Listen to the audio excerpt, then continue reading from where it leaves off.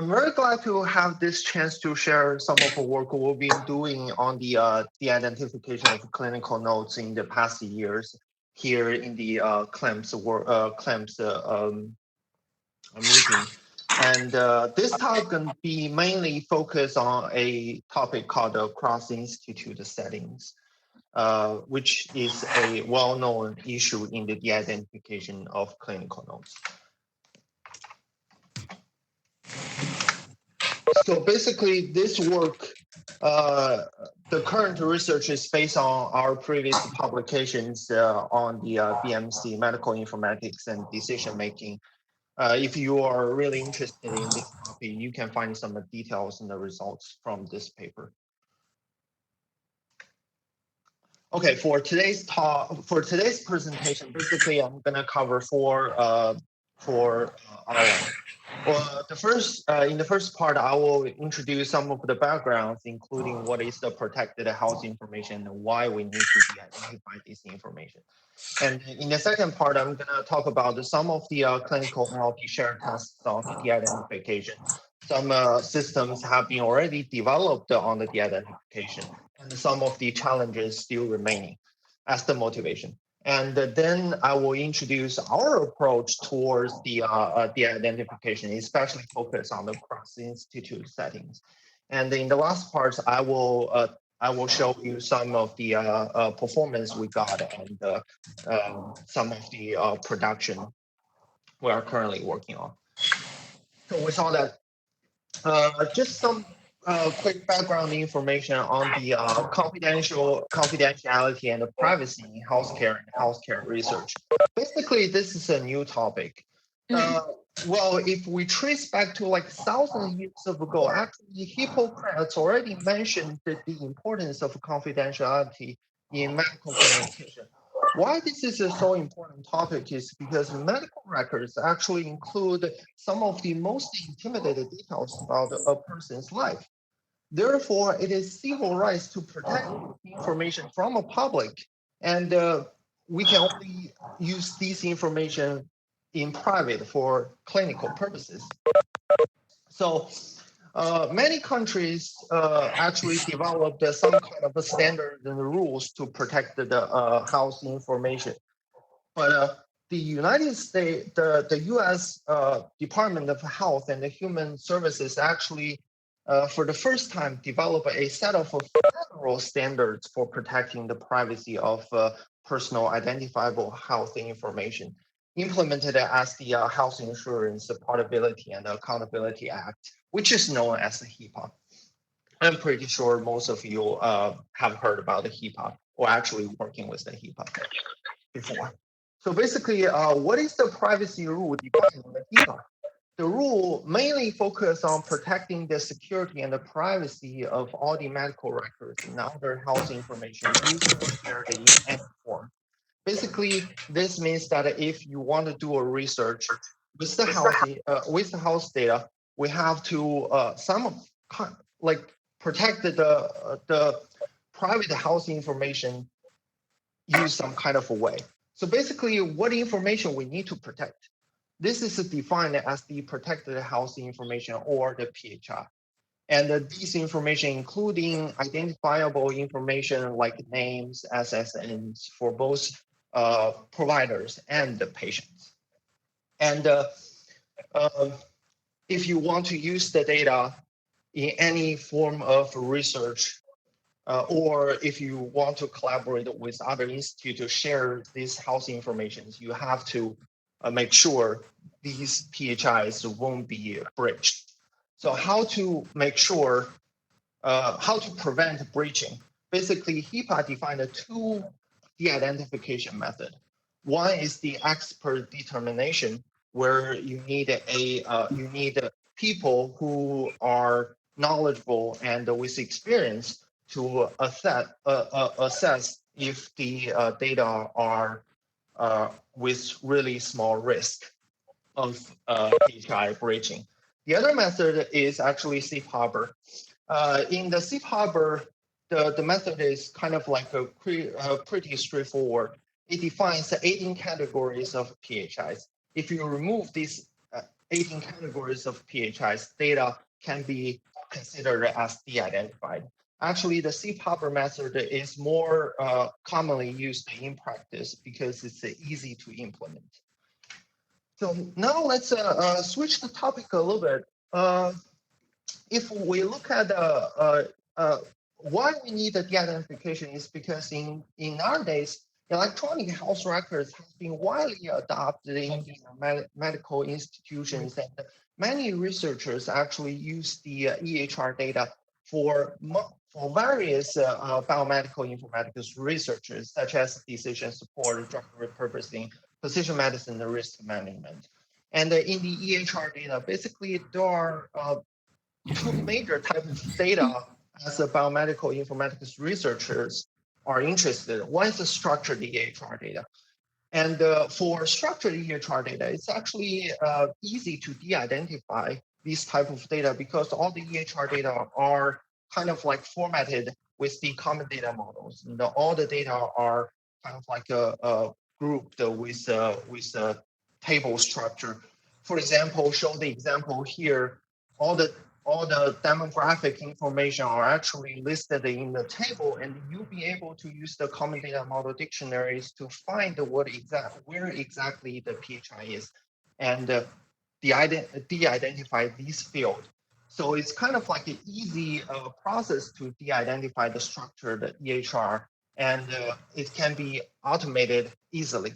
Well, on the other hand, clinical narratives, which contains rich information, but formatted in free text format. It's unstructured. Therefore, de-identify this information requires human intervention. If we directly manually de-identify the nodes, it will require significant labor force. You can see all these PHIs distributed are not kind of like grouped in a format.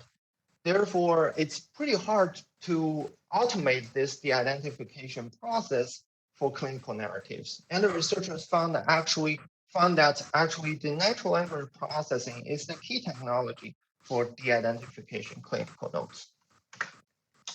So a lot of towards the identification clinical nodes, a lot of the clinical NLP shared tasks have been organized in the past, such as the 2006 I2B2 challenge, 2014 I2B2 shared tasks, and the 2016 CEG as shared tasks. And these shared tasks actually make a great contribution to the de-identification research. A lot of the public available data sets are available for researchers to develop and test their method. And a lot of the state-of-art NLP techniques have been adopted during the challenge, like from the rule-based in the back to 15 years ago to the machine learning method, then to the deep learning method. And actually, a lot of the systems being converted from just a simple research project to real applications in production. So, what is the general de-identification approach as a NLP research? Basically, we can formulate the de-identification in two steps. The first step is a typical name entity recognition, where we treat the PHI as entities in the clinical nodes. Then through some NER models, we'll be able to identify all these PHIs as entity in the clinical nodes. Then in the second step, it is a PHI replacement procedure where all these identified PHIs being replaced with either a placeholder or fake names. For example, the example shown here, we used a placeholder to replace the PHI. So therefore, after these two steps, the clinical nodes can be successfully de-identified. With the example shown here, all the dates have been replaced, the institution has been replaced, and the name has been replaced successfully. So even though the de-identification is kind of like a typical clinical NER task, but it is not. Here I listed the three differences between the clinical NER and the de-identification. The first difference is that the de-identification task actually has more concept tabs in general. We know that in the HIPAA, the safe harbor method defined 18 categories of PHI.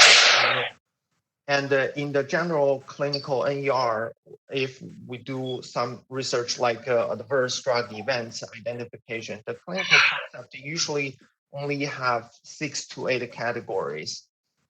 So this is the difference. The second difference is actually the de-identification focus more on patient privacy information, which are not clinically related concepts. What I mean is that, look, in the de-identification, even though we perform the research on the clinical notes, but the entities we are interested includes name, date, location. All these are general English entities instead of like drug names or adverse events, which are clinical domain terminologies. And for the third difference, for de-identification, identify PHI entities is more important than determine the semantic category. So for general clinical NER, if we do take the drug diversity events research as an example, if we falsely predict a adverse event as a reason, the outcome can be completely wrong. It's a serious error. However, for de-identification, if we falsely identify the ID as the phone number, it's not as it's only a trivial error because eventually the ID will be removed no matter as a phone or as an ID. So we're more focused on the recall in the de-identification. And although in the past NLP shared tasks, many systems demonstrated great performance. For example, in 2014 I2B2 shared tasks, the top ranked teams achieved a performance as an F1 score of 0.9957. And in the 2016 CEGS challenge, the top ranked team achieved the F1 score of 0.9143. Though these systems show a promising performance, one of the issues that's not being targeted is a cross-institute challenge. What is a cross-institute challenge? Basically, these challenges include two parts. One is that the clinical notes have many different note types. For example, progress notes can be recorded a completely different information versus discharge summary. Another cross-institute setting challenge is that since the clinicians receive trainings in different ways from different institutions, and the different institutions use different format for record clinical notes, there are always some difference between the notes from one institute to the other. So if you develop a model using a clinical notes from one institute and directly adopt the models to another institute, it has a great chance that the performance can be dropped dramatically. This is confirmed by the examples shown below here, that the CleanDeID, which is a public commercial available de-identify software, shown that if their model trained on the I2B2 dataset and a test on the I2B2 dataset, the system can achieve a significantly high F1 measure as 0.98. However, if they train the models on the I2B2, but directly adopt the model on the local clinical notes dataset from the MUSC, the performance dramatically dropped by over 14%. So therefore, it confirmed that cross-institute challenge is a significant issue when considering develop the de-identification software. So So in order to target this across institute setting challenges, basically we have to do two things in general, which is craft a new training data set based on the new corpus and retrain the model or developing rules based on the new data set. But as I mentioned before, manually de-identification, or in this case, annotation new data, is a time-consuming procedure. And another issue is that there are already existing models and data set. How we can efficiently reuse these existing resources. So basically, these two questions here are the motivations that we are that is the reason why we are developing the DeepDeID here in UF. So basically, our DeepDeID is a deep learning based system with 4 modules. The first module is a pre-processing module, which is used for text normalization. And the second module is NER. Basically, it's used for PHI detection. And we have a annotation correction module, which I will give more detail in the next slides. And the last module is the post-processing module, where we replace the PHI detected with a placeholder. So the general workflow of the DeepDeID has 2 pathways. One is a typical standard NER for training and de-identification. Basically, we use the clinical nodes, pre-process them, and train or apply using the NER model and do the post-processing to get the de-identified nodes.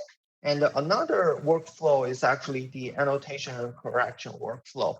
Basically, this workflow is aimed to accelerate the nodes annotation. Basically, is the workflow here.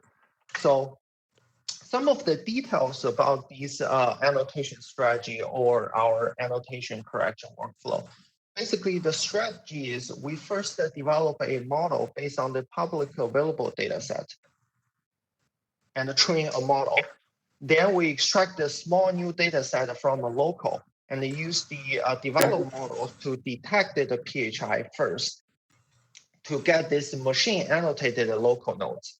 Then we will have some human annotators to correct the annotations from the machine and merge the corrected data set back to the training set and retrain the model. Then we will repeat the step 1, 2, 3 in a cycle until we get enough annotated nodes. So for example, if we want to annotate 200 nodes, we'll split the nodes into 4 sets of 50 nodes. Then we only use 1 set of 50 nodes each time. Therefore, the time cost will gradually decrease as you move from the set 1 to set 4. And switch the topic a little bit, just to show you what is the model we use in the NER model. So basically, we adopt a state-of-art LSTM CRFs model in this study, but with some customizations. The first customization is we actually added a feature embedding, which can utilize the language features, names, the locations, and the professional titles along with the word embedding and the character embedding to support the training in order to improve the performance. Another customization is we directly connected a rule engine to the LSTM model to capture special PHIs with low frequency in the nodes, such as the web-related information like URLs, emails.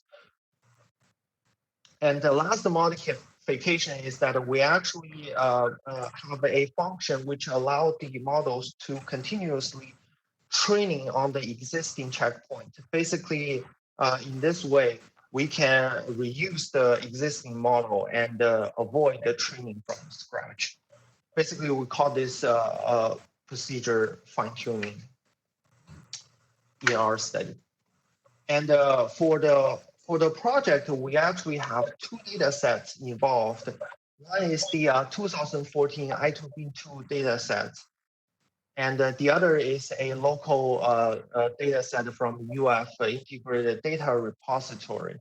This local data set consisting 1,100 nodes distributed in 39 different node types. And we have some preliminary results show on the UF. So basically, the descriptive statistics are shown in this table down here. One interesting thing I want to point out is that we actually have more average number of entities per nodes in our UF dataset compared to the I2B2 dataset. Our preliminary results show that using the annotation correction method we developed in the DeepDeID, we can significantly reduce the annotation time. For example, we do the test on the 200 nodes. If we just do the annotation from scratch, it will take 40 minutes on average per nodes for annotator to complete the annotation. But if we adopt the annotation correction strategy, we can significantly reduce the annotation time to 15 minutes per node. So after talking about the data set, I really want to discuss some of the annotations, especially the PHI types we kind of customized here. So for in the original safe harbor method, 18 categories of PHIs have been defined, but we found actually some of the categories need to be expanded while others can be aggregated. More specifically, the names and dates, we keep them just as name and date. We actually expanded the geographic information into 6 categories, including institute, zip code, PO box, street, city, and the location order. And we aggregate all these ID related categories into just an ID category. And we merge the phone and fax into just a phone. And we merge all the web related information into just web category. And since the clinical data has no biometric identifiers and face photos, so we don't really include these 2 types in the annotation. And what we actually we have is the extra category we have here is one is the age, not only the age over 90 years old, but all the ages. And another category, other, is used for capture all the potential PHIs that cannot be categorized into the categories above. So our aim is, so in this study, actually, we have 2 aims here. One is we want to evaluate the model performance, especially on the cross-institute settings. And another thing we want to do is we want to evaluate the time cost for developing these models from one institute to the other. So in order to study these 2 aims, we actually designed 5 experiments. The first experiment, what we do is we only train the models on the I2B2 dataset and perform the evaluation on the dataset from the UF. And the second experiment is we train the model only on the UF dataset and evaluate it using the UF dataset. The third experiment, what we did is we actually merged the I2B2 dataset with the UF dataset to perform the evaluation. And the fourth experiment, what we did is we actually first trained the model on the I2B2 dataset and fine-tuning the model with the UF dataset. And the last experiment is we explored the knowledge features to see if these extra information can help to improve the identification performance. So here is the results what we got from the experiment. So in the first experiment, we if we just focus on the strict F1 score shown here. So in the experiment 1, after the experiment, we only achieved the F1 score of 0.8186. which is significantly lower than what we expected, which is significantly lower. So this is actually what we expected, because if you train the data on I2V2 and directly apply it on the local copies, we do expect that there is a cross-institute problem exist, and the performance will be significantly low. So this is exactly what we expected from the experiment. And for the experiment 2, if we train and test with only UF data set, we can achieve a strict F1 score of 0.96. And if we train the models on the combined data set, we can further marginally improve the performance to 0.9681. However, if we with adopting the training and fine-tuning strategy, we can further improve the performance to 0.9706. And with the knowledge features, we actually see these knowledge features do help to improve the performance with the final strict F1 score of 0.9728.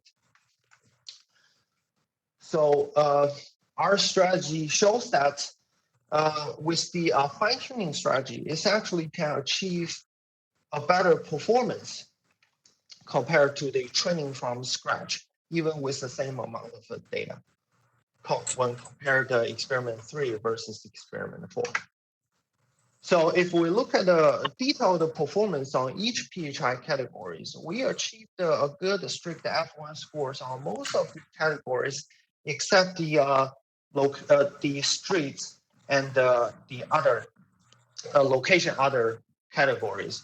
For location street first, we achieved a low strict F1 score. But if you look at the relaxed F1 score, it's significantly improved, which indicates that in our experiment, the model only captured part of the street. Therefore, the strict F1 score is low. If we considering to replace the PHI with placeholder, even though part of the street has been removed, the risk of PHI breaching is significantly reduced. Therefore, this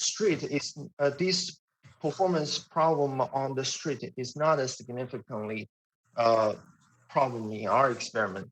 And for the location other, since it captures a lot of different location information, therefore we are still working on our algorithms in order to capture this information. Hopefully, we can get the performance improved in the future. So another important thing we want to I like to present is the performance versus the time cost in our experiment. Especially, I want you to focus on the experiment 2, 3, and 4 shown in the table. Essentially, if we train the models using the UF data set and evaluate on the UF, the total time required to train the model is 8 hours. And if we do the experiment on the merged data set, the total development time is 19 hours. And if we adopt the training and fine-tuning strategy, the total training time is 12.5 hours, with 10 hours spent on the training and 2.5 hours spent on the fine-tuning procedure.